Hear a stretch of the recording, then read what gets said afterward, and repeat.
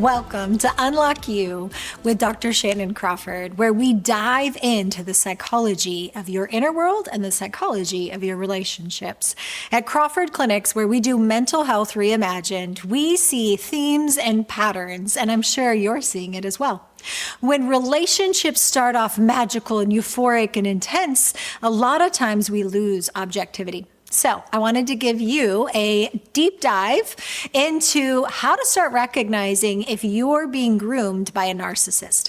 Now, narcissism is a spectrum, and to be honest, I think a lot of us actually have gold-covered poop, which is the analogy of narcissism, that there's such an intrinsic sense of empty, bad, not enough, insufficient shame. And so then there's this grandiosity, this importance. And obviously there's different types of narcissism. Some are covert, some are more overt, some are the malignant and the dangerous kind. Some are just like that orphan wanting somebody to love them. There's different types in the spectrum. So there will always be a one-off and an exception. But for the sake of clarity, let's just look at a few of the common things that we're seeing.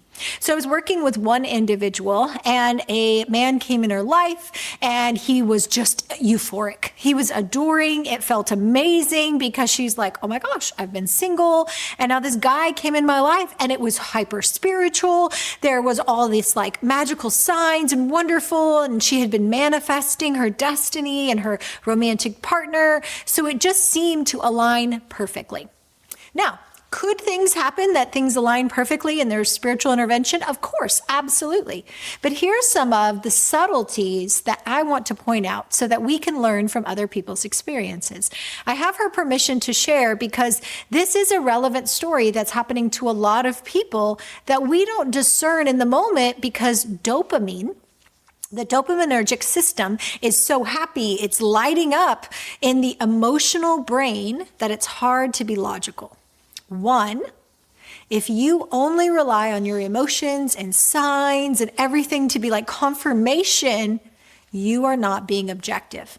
It literally says there's safety in a multitude of counselors. So she's telling me the story. And of course, I'm excited. Like, I want good things for her. And we've been working on her relationship goals. And I'm super excited as her therapist to help her go on this journey of dating and exploring the right fit for her. But she's telling me how much he's adoring her. So he's had this background of pursuing and knowing about her, but hadn't really met her. So through a circle of friends, and now he comes into her life and she can do no wrong. It's like she's walking on water, metaphorically. Now, context, all of us have a little bit of our own shame. And so to be idealized like that feels pretty amazing. And she's like, this is incredible. It's amazing. Like, he's taking me on these fancy dates, spending all this money on her, which on one hand, cool. I like generosity. That's great. On the other hand, is it excessive? Is he so flashy and trying to be so impressive that he's overcompensating so that she doesn't see the real him? Secondly, she was starting to get so enraptured in this that she wasn't wanting to tell people. That is a sign to yourself. If you're so excited about it that you only want to tell them the good stuff, the shiny, the happy, but you're not telling them the little subtle off things, which in real life, a real human will have good and bad. But you want that to be all brought into the council of community and friendship and life, and even to your own sense of self. Now, relationships are so vital and core to our attachment style, which means it's more important to a human psyche, inner world, than food, safety, and shelter. I disagree with Maslow's hierarchy of needs. I think our need to attach is more important. You will see a prostitute go and do all kinds of things in order to keep her boyfriend pimp happy. You will see children do all kinds of horrific things in order to keep a parent happy. In order to stay in attachment, that is our greatest longing. That's why you lose objectivity. The back of the brain lights up so much that it's literally dulling our senses to be fully aware. So one, do not isolate. Now, I don't mean just not tell the story, because a lot of people tell the shiny version of the story and they don't tell the underbelly, like the subtleties. When she asked him questions, he would always just make it about her. And it was so enrapturing for her to be the center of attention. She got to tell the story, and he was listening, and he was remembering, and he was focused on her, like zeroed in. And then people at the table would be like, oh my gosh, are you guys married? You know, how long have you been together? And he would reference that, just kind of inserting these thoughts. Now, any of these by themselves, not a big deal, but it's the culmination. So I encouraged her, go tell your girlfriends. She went to dinner with her friends, and she's like, oh my gosh, you guys have met the greatest guy. And of course she tells the cherry-picked version of the story. And I'm like, hey, go back, tell them the real story. And she's like, well, I mean, he does have this in his past. And he did talk about his ex-wife and label her borderline. And he did do these things. And I don't see him engaging with his children. I don't see him engaging in other areas and other outlets. The only thing he tells me is the shiny good stuff about himself, and any problem in his life is always attributed to someone else. So the lack of accountability can be, not always, but it can be one of the signs of narcissism, because there's so much shame reverberating inside that they can't take responsibility. I need someone else to be the problem. I can't own that. Now, there's a way to do it in a subtle narcissistic way where it's like, oh, I'm kind of the victim to what they did. And, you know, I will take that maybe I lost my temper or I did this part, but really I'm telling it in a way that you actually feel sorry for me. And that was my only outlet. And you have no idea because you haven't heard from the other people how that person's temper was abusive, how they were discarding, because the other half of idealizing is later to be discarded. And so when someone is narcissistically grooming, it's all about you. They're amazing, they're attentive, they're loving, it's great until they've got you. And that's when the mind games start. Because a big part of narcissism is when somebody is not living from their true self, it's like they're an orphan. It's almost like there's a parasite that then they need the person that they've identified, or persons, they might have someone behind your back that you don't know about. And this now becomes the life source. And so your time, your energy, your effort, your thoughts, everything starts getting preoccupied around making them happy, not upsetting them, making sure that they like your outfit and because they've so groomed you to love the delight of being adored and being pretty and smart or handsome and intelligent if it's the guy, because women can be narcissistic as well. This just happens to be our story for today. But absolutely, women can have narcissism and they can groom men as well. So for you, are you being so idealized that they're really not seeing the real you? Like, you need to know they're going to eventually see the real you. And as high as they put you on a pedestal is as low as you're going to fall later. And that sucks. That is really rough, because that same amount of intensity during love bombing is the same amount of intensity of the rejecting and discarding, where now people are addicted. They love that love bombing phase. And so I'm going to please you. I'm going to perform. I'm going to try to fix. I'm going to go to the gym. I'm going to try to be sexy or attractive or pretty or smart or whatever you need me to be so that I'll do it. Okay, I'll respond to your text quicker. Okay, I won't talk to those people. I'll make sure that you're the only one, right? Because they're isolating you. They don't tell you, right? People don't say, I am now in the isolating phase, and to ruin your life. They'll say, you know, I just feel, and they kind of are the victim. They'll like kind of share it in a way that it's like, you've hurt them. And you're like, how did I hurt you by being a normal person with friends and community outside of you?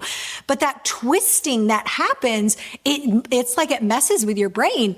And because remember, you're at the back of your brain in emotion, and now addiction is being created through this relationship where you've been so euphorically love bombed that you want that. And so now you're like, okay, little compromise. And you don't realize you're losing yourself. These are those moments that you're almost like handing little keys, little parts of you. You're compromising your integrity, your character, your values, what you really want. And you're releasing things that you don't realize are a trade or a barter to keep that person happy and appeased in your life. And if this is resonating and it's hitting something inside, at Crawford Clinics, we specialize in helping women get out of narcissistic abuse. Men as well. It just tends to be a little bit more in the classic narcissism of a man who swoops in, knight in shining armor, this wonderful grandiosity, pays all this money, lavish, amazing, euphoric. I'm just going to massage your feet all night. I'm going to serve you all night. I'm going to think about you and send you these great texts. But what's happening is you don't know you're being addicted into something. If he's not really telling you honestly, like an earthed, grounded sense of like, yeah, here's my responsibility in what I've done in my life. But versus, oh yeah, well, I messed up, but it's really because of this. And they tell it in a way that you feel sorry for them. That's a red flag. If they make it so much about you and they don't actually show you who they are below the gold veneer, that's a red sign. If this person is so infatuated and they've created this version of you that you're not a balanced human being allowed to be good and bad and fail their expectations like a normal human, that's a red flag. If they need you to be all good, that's an idealizing psychological structure from infancy. That's how young that our personality can have breaches and wounds and a personality disorder start to form. So if they can't see you as good and bad, then probably you don't want to be with this person.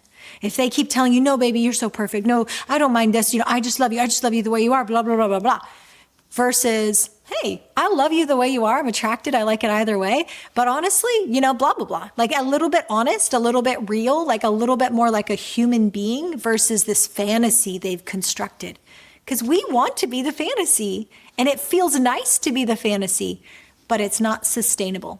Eventually, you will fail their expectation. You will not be the fantasy they've created of you in their mind. And when that happens, you will now be discarded. And that's that painful, almost like you've been on a drug, euphoria high, and the painful drop off of now you feel empty and bereft because you've been giving parts of yourself, giving relationships away. You've been distancing. You've been making them the center and priority, making your decisions crafted around them. And all the while, they probably haven't actually made huge commitments and sacrifices. They say they do. They make it grandiosity. It makes it feel like they are. But if you look objectively and you have a therapist who knows what you're looking at, and or you have some good friends in your life that are not emotionally invested but objective, and they can start pointing it out. So in this young lady's life, and we do see it a lot, she went back to her friends and said, okay, so here's the things he's describing about his ex-wife, where he is completely the victim. Now, do people have bad marriages and there's reality? But some level of healthy responsibility, not the, oh, poor me, I had to act in anger because she was blah, blah, blah. Now, that's the kind of stuff you want to be very cautious of, because if they're the ones always getting kicked out of the job or the church or the family, or people are wronging them, be very cautious. Look for patterns. People will tell you what they don't realize they're telling you. Because they've crafted in their mind where I'm the victim, poor me, because of shame. My pride has to protect that. So I have to see everyone else as the bad guy. The definition of a personality disorder is I do not see that I'm the common denominator for the patterns in the life, right? So the person with the personality disorder doesn't see they're the common denominator for the wake of what keeps happening in their life, the lack of accountability, lack of responsibility. The next is the lack of empathy. So this is fascinating because during the grooming phase, they can come across, they're good actors, and they're mirroring you. So you're telling them information and you don't realize it. And that's what happened with this girl, that she didn't realize she was telling him, oh, well, I just love gifts and I just love kindness and I love these things. And he was imitating her. He's a chameleon because the self is so full of shame, the gold-covered veneer, then the pursuit is if I can get her to want me, which is the unconscious belief of the narcissistic personality disorder, I can finally get the unavailable love object, the person from childhood who didn't love me, can finally get you to want me. And then another part then gets to reject you. Well, then I don't want you. Now that I've got you, I now get to punish you. That's called splitting. And that's where at first you're idealized, you are perfect, you can do no wrong, and you've had all this love and it seems like empathy, but sometimes it's actually acting. That's why you don't rush into a relationship. If they're trying to like move in and do all these things very rapidly, be very suspicious, because unconscious child them is probably trying to replicate securing the attachment. I finally got that unavailable person to love me. And then when they get you, the other angry part of self now discards you. I don't need you. I don't want you. And they nitpick you. They criticize you. They make you feel worthless and not good enough. And I don't even care what you think or whatever. Or only when you're good, they'll give you love and kind of give you crumbs. But then you're bad and they close up shop and they punish you. Those are classic signs of what in object relations theory, they would say that it's the splitting function, where the all good, the idealizing, that's why that's so dangerous. You need to be a normal human that people can love you with your flaws, not in spite of them, not because you're a fantasy and you're perfect. You want somebody that knows, yeah, you've got some life under your, you've got some quirks, you've got stuff. And they choose you with that, just like you want to choose someone with their stuff. Not in spite of it. You don't want a fantasy, and you definitely do not want to be with someone who fantasizes you and creates a fantasy. So if it's happening quick, it's happening outside of community, it's happening outside of your prefrontal, slowing down, getting some distance, getting some objectivity, and actually going, okay, is this what I truly want in my heart of hearts? Or am I on a drug? Am I literally being so groomed that it's the effect of like being on a narcotic, because that's how much it's hitting the dopamine reward pathway? Are they actually able to empathize with others? I found that helpful, because lack of empathy is a sign of narcissism, right? Because I can't empathize if I don't have a self. But they can act. They've been a chameleon their whole life. So what you'll look for is, can they empathize with other people they perceive as who've wronged them? Can they empathize outside of just you and, oh, I'm so sorry that happened and blah, blah, blah, blah, blah, grooming, but can they genuinely humble themselves and go, man, I know that pastor, that boss, that ex-wife, that ex-girlfriend, that's whomever, I know that they also had this going on. And I probably hit that and triggered that, and my part, my responsibility, and like a weighted ownership, like an authenticity. Versus, like I said before, they might say the same words like, well, I did this, but really it's because of that. Like I can kind of craft it in a way that I'm really actually just a victim to what they did to me. Of course, I had to defend myself from what the bad monsters were doing. That's when you're looking for, is there a lack of empathy? Do they have accountability? A lot of narcissistic people are well known, but not deeply known. So if you don't know anyone who's known them for longer than 5-10 years, that's a concern. If everybody in their life likes them, they're great, they're life of the party, they're generous, they're fun, they might even be super Christian, they're super great, all these wonderful things, they're generous, they're a giver, but are they deeply known?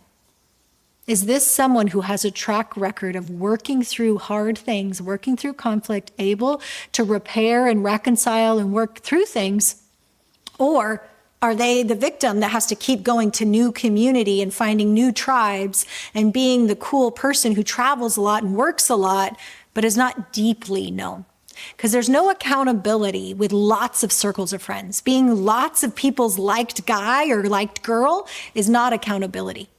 This is somebody who would say, hey, I need to take responsibility. I crossed a boundary, and this is what I'm doing to repair that or work on that or bring it into the light, bring it into accountability. If that's not happening, there is pride. Pride is a huge part of narcissism. Pride is, I don't need that because I've got God. I don't need that because I have this spiritual life. I have this profession. I'm really loved. Everybody likes me. I don't have this problem with anybody but you, right? When it twists onto you or the ex-wife or this individual, because they don't need accountability because they've got it in all these ways. Or they have accountability, but they don't actually share. So she started following up with the community that was in his life, and they all love. He's so great. But they all consistently said, I don't really know him, but he seems like a really nice guy. Seems like a really spiritual guy. And so for her to start listening and taking account and reconciling, okay, he's in banking, he's in finance, he knows a lot of people, he's in similar circles, but is he actually known deeply?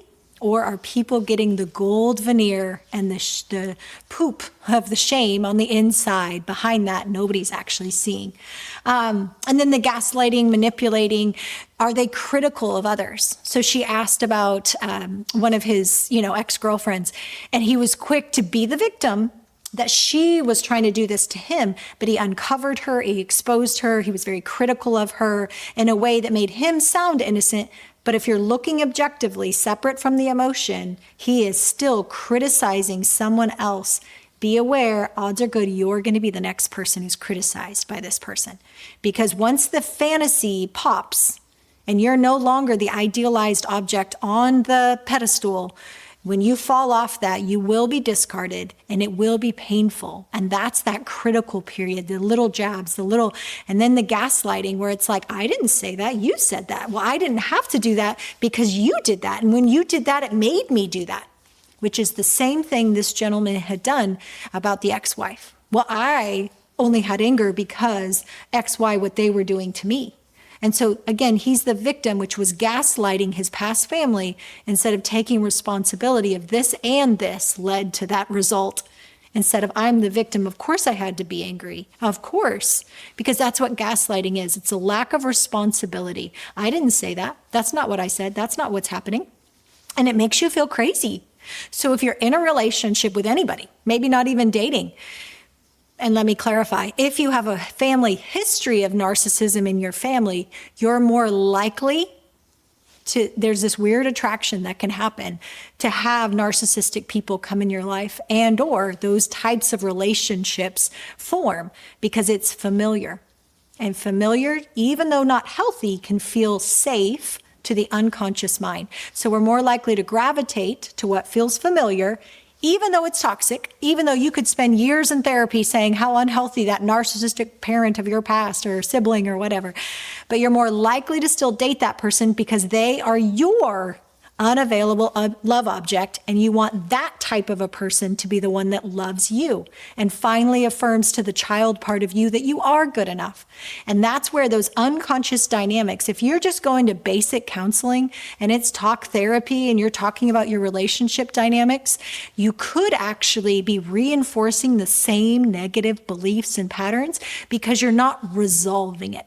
And that's where restoring self-cohesion, we go so much deeper to help you actually get the original need met. We have a proven process, a protocol to help our clients finally resolve the root of narcissistic abuse, to finally bring that into the light so that then your spider senses come up back online and you're like, whoa, that felt off. I'm not going to isolate. I'm not going to just fall for the bait of being idealized. I'm not going to allow myself to make this person rapidly my new person and move in fast and do all these things. I'm going to go slow. I'm going to watch their character. I'm going to watch how they treat others. I'm going to watch how they treat the person at the bellhop or the restaurant person. I'm going to watch how they treat their ex. Are they a person with integrity and character? Are they so shiny and big and glossy that I don't actually know them? And to know somebody, it does take time. And if you want to figure out, do I have narcissistic abuse? Do I need to get out of a relationship that's unhealthy? Do I want to be prepared for a good relationship so I stop ending up in these patterns? And do I want to go into marriage coaching, marriage premarital counseling so that I can be equipped and know if this is a healthy relationship? Then Crawford Clinics is available. CrawfordClinics.com. You can also just text us NEW to 817-601-5540. And we have trained therapists and coaches that are going to walk you through our proven process to equip you to have the healthy relationship that you are dreaming of. Thanks, guys, and we'll see you for our next episode. Bye.